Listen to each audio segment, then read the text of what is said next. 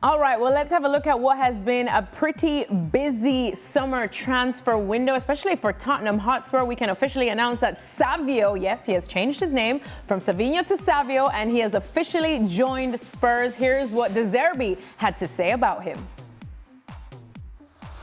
We need players capable to win one-to-one, to create something,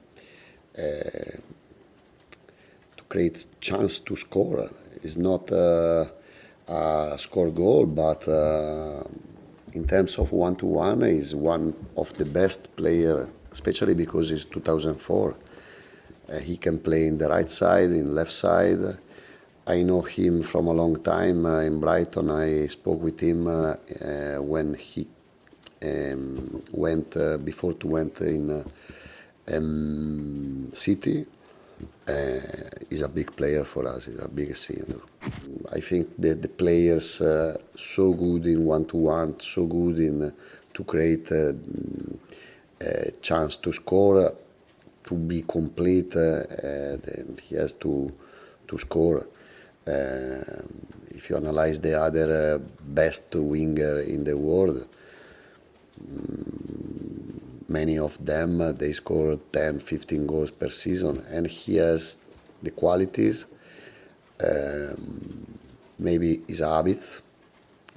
He has to change habits because he has to be focused on the assistance, on the one-to-one dribbling, and also to score.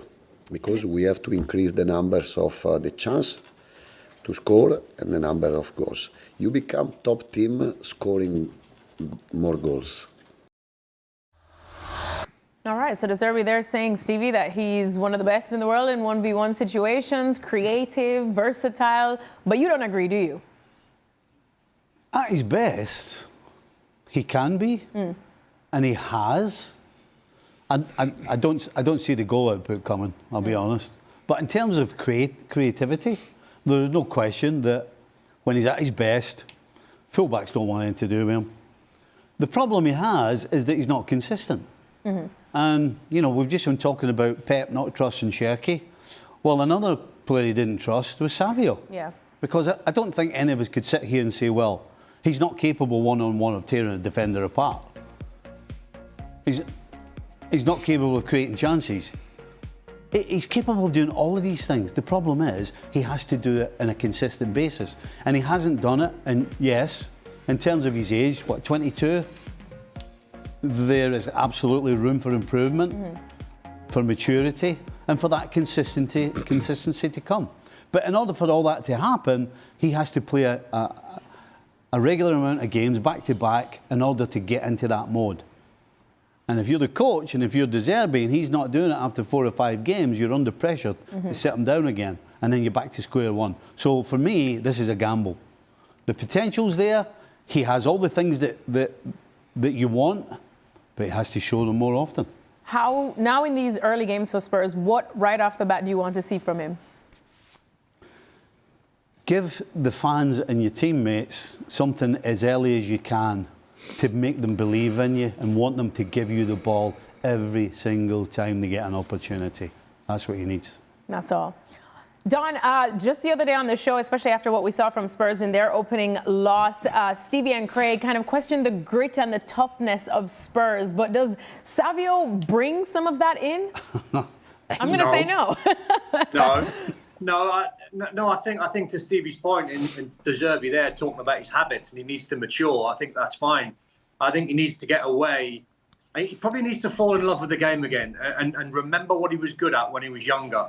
And under the Pep system, we saw it with Grealish, where wingers get the ball. It's can you keep hold of the ball, not necessarily take everyone on all of the time. Can you recycle it? Can you sub players over? Can you play the ball back into midfield and find the spare man? I think you're Savio there. You've got to forget all that. And Guardiola's a genius, don't get me wrong. But wingers need to remember what they're good at and what their job is. And their job is to scare fullbacks. And for me, Savio needs to get the ball. Savio needs to get the ball. Whoever he's playing against, whoever he's playing on the left-hand side and he's playing against the right back, is go and take him on, and take him on again, and take him on again. And if you're on the other side, go and take the left back on. Get crosses in the box, excite the Tottenham fans, and they'll sharp get behind you. but he needs to remember when he fell in love with the game, what he was good at, and that is taking players on, getting the output by assists, crosses, and goals. Augie, we've seen some pretty wild fees so far in the Premier League this transfer window, but 85 million overall now for Savio. That's a lot of money. I mean, this is an example of how the market's just totally overheated this summer, isn't it? Because he signed for City 2 years ago, albeit from their sister club Girona for £20 million, £21 million. There's no way he's 4 times the player that he was 2 years ago. And those stats you showed earlier on, the goals output is really, really poor. The assists in his first season, I think 11 assists. Well, look, he's playing with Erling Haaland, so half a pass will become a goal with Erling Haaland. So for me, Spurs are paying way over the odds. Now, there is a suggestion that Spurs are going to get Omar Marmoush before the window closes from City. And because Man City got a sell-on clause with Eintracht Frankfurt, which means they have to give 15% of any profit, they basically raised Savio's fee and reduced Marmoush's fee, so they're not paying a sell-on fee. So there's an element to explain why this fee is so high, but still, it's a really high fee. It doesn't make sense. It feels like a Tottenham player, kind of a winger that might do something, might not do something.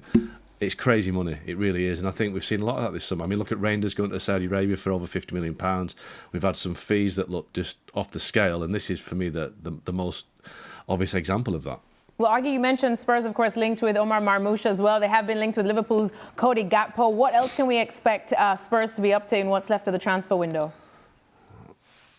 Yeah, I think Marmoush is the one that's more likely to happen. I think that deal is pretty close to fruition. I'm not sure he's the answer. I think Spurs need a striker. I'm not sure Marmoush is a striker that they actually need. He's a forward, but I'm not sure he's a goal scorer. Gakpo is a strange situation right now. Liverpool need to bring people in, but I don't think they need to lose Cody Gakpo. I think he's one of the players that they can rely upon. He's a 7 out of 10 most weeks. So there's one of these strange stories doing the rounds with certain players that clubs are interested, but clubs haven't made contact. So agents and representatives are making quite a lot of noise. I'd be surprised if Gakpo leaves Liverpool, especially for Man City and especially for Tottenham, because how many wide players or forwards do they need? They've already got people like Kudus there from last season. They're bringing in Savio. They're going to bring in Marmoush. I think Spurs have got plenty of forwards to be going on with. So Gakpo is one that I'd be surprised if he left Liverpool just because of the situation they're in with issues to address elsewhere.